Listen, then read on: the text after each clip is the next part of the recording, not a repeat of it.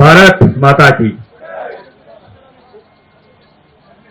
అసెంబ్లీల రైతాంగం కొరకు పోరాడుతున్న నాయకులు మన శాసనసభ్యులు ఫ్లోర్ లీడర్ మహేశ్వర్ రెడ్డి గారు, గౌరవనీయులు జాతీయ ఉపాధ్యక్షురాలు డికే అరుణ గారు, సీనియర్ నాయకులు, మాజీ మంత్రివర్యులు, national executive committee member of parliament Etela Rajender గారు, మెంబర్ ఆఫ్ పార్లమెంట్ గడ్డం నాగేష్ గారు, మరి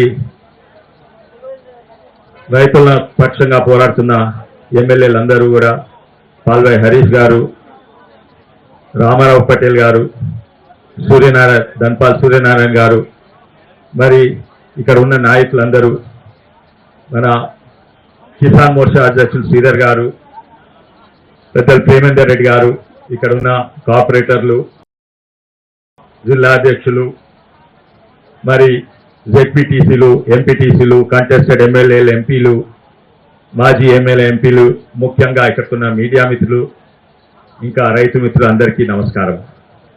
ఎంతో అనుకున్నాము, తెలంగాణ వస్తే మనకు నీళ్లు వస్తాయి, రైతుల సమస్యలు తీరిపోతాయని అనుకున్నాం. అప్పుడు అందరూ కూడా కలిసి మాజీ ముఖ్యమంత్రి గారికి సపోర్ట్ ఇచ్చినాం, కేసీ రావు గారికి. కానీ వారు జూట మాటలు చెప్పిండు, ఎన్నో హామీలు ఇచ్చిండు, తప్పుకున్నాడు. దానికి రాష్ట్రం అన్నాడు, ధనమంతా రాష్ట్ర ధనమంతా కాళేశ్వరం శ్రీనివాస్ కుంభకోణాలను కుమ్మరిచ్చిండు, కేంద్రానికి వచ్చిన పైసలు కూడా డైవర్ట్ చేసిండు.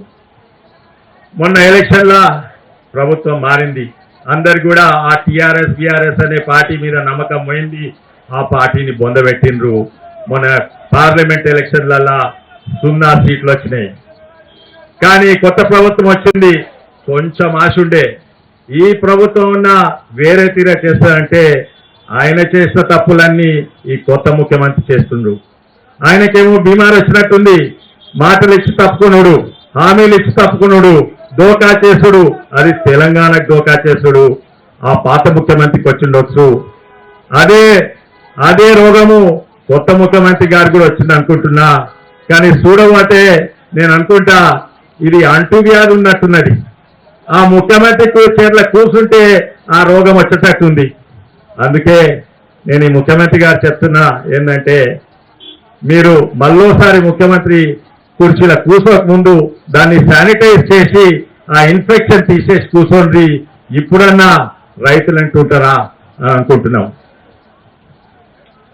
ఈరోజు చూస్తున్నాము ఆయన చేసిన తప్పులన్నీ ఈయన చేస్తున్నాడు. రైతు రుణమాఫీ అని ఆయన అన్నాడు, ఈయన అన్నాడు, ఎక్కడిచ్చిండు? ఇప్పుడే హరీష్ గారు లెక్కలు చెప్తున్నాయి, 65,000 కోట్ల రుణాలు ఉంటే ఇప్పుడు ఆయన చెప్పింది 40,000 కోట్లు ఇస్తా అని. 40,000 కోట్లు ఉన్నాయని ఆఖరికి ఇచ్చింది ఎంత అంటే, ఇస్తున్నా ఎంత అంటే 17,000. కానీ ఇప్పుడే ధన్పాల్ గారు చెప్పింది ఏంటంటే, అస్సలు కేటాయించింది 13,000 కోట్లే. అంటే ఆ రైతుకి ఇస్తా, ఈయనకిస్తా, వాళ్ళందరికీ ఇయ్యాని. అట్లనే 500 రూపాయలు బోనస్ ఇస్తా అంటే, మనం మోడీ గారు ఇచ్చే మద్దతు ధర మీద, మళ్ళీ పెంచిన మద్దతు ధర మీద 500 రూపాయలు ఇస్తా. కానీ గాయనకి ఇస్తా, గాయన కియము, ఈ బియ్యంకి ఇస్తా, ఆ బియ్యం కియం అని చూసినాం. దోకా ఎట్లా చేసిండో, కౌలు రైతులకు దోకా ఎట్లా చేసిండో, పాత అయినా చేసిన దోకా, కొత్త అయినా చేస్తుండు. ఆ ఇన్పుట్ సబ్సిడీలు ఏమి కూడా కౌలు రైతులకు దొరకలేదు. ఫసల్ బీమా యోజన, పంట నష్టం లేదు. నిజంగానే చూస్తుంటే ఆయన చేసిన తప్పులని ఈయన చేస్తుండు.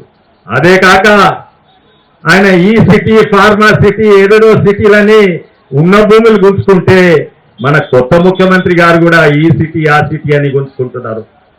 ఆయనకు ఈయనకు ఫరకేముంది? భేదమేముంది? ఏమీ లేదు. చూడబోతే 2 పార్టీలు కుంభక్కైనట్టున్నాయి. ఇప్పుడు చూస్తున్నాము, చాలా మంది కొన్ని నియోజకవర్గాలు తెలియదు ఏంటంటే, వాళ్ళ ఎమ్మెల్యే ఏ పార్టీలు ఉండని, ఆ టీఆర్ఎస్ ఉన్నట్ట, కాంగ్రెస్ పోయినట్టు కాంగ్రెస్ వాళ్ళు టీఆర్ఎస్ ఉన్నారని ఎన్నో నియోజకవర్గాలలో అటోళ్ళు ఇటు పోతారు, ఇటోళ్ళు అటు పోతారు. కానీ బీజేపీ పార్టీ మాత్రము రైతుల పక్షంగా ఉంటుంది, రైతుల పక్షం పోరాడుతుంది. ఈరోజు మనం చూస్తున్నాము, నిజంగానే ధనిక రాష్ట్రము దివాలా తీసింది. కనీసం చెప్పాలి కదా, మా చేతులు లేదు దివాలా తీసింది. ప్రభుత్వం నడుస్తున్నందుకు పైసలు లేవు. మీ నుంచి 5 హామీలు 6 హామీలు, ఇప్పుడు ఇంక ఎలక్షన్స్ అవుతున్నాయి, 7 హామీల 8 హామీలు అంట. మనం చూసినాం కర్ణాటకలో 5 హామీలు ఇచ్చిండ్రు. ఆ 5 హామీలు ఏమైనాయి? 5 చెంపదెబ్బలు పడ్డాయి. ఇదేం గుర్తు? రైతులందరూ అంటుంటుంది గుర్తు చూడంగానే భయం అంటుంది. గుర్తు చూడంగానే చెంపదెబ్బ గుర్తులు. అక్కడ 5 చెంపదెబ్బలు వేసింది, ఇక్కడ మనకు 6 చెంపదెబ్బలు వేస్తున్నారు. నిజంగానే అందుకే బీజేపీ పార్టీ ఈరోజు మెంబర్షిప్ డ్రైవ్ అవుతుంది.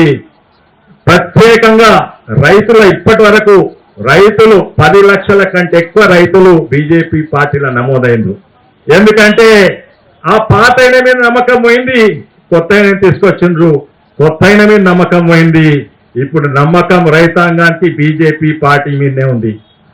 మీ పక్షం ఉంటాము.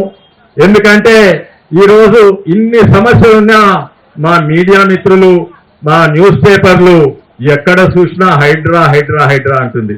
అంటే మర్చిపోయిండ్రా? మర్చిపోలేదు. మీరు మర్చిపోయిండొచ్చు కానీ రైతాంగం మర్చిపోలేదు, బీజేపీ పార్టీ మర్చిపోలేదు.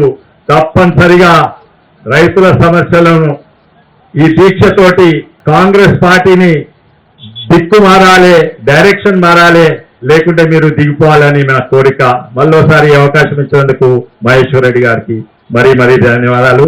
భారత్ మాతాకి జై. జై తెలంగాణ, జై కిసాన్.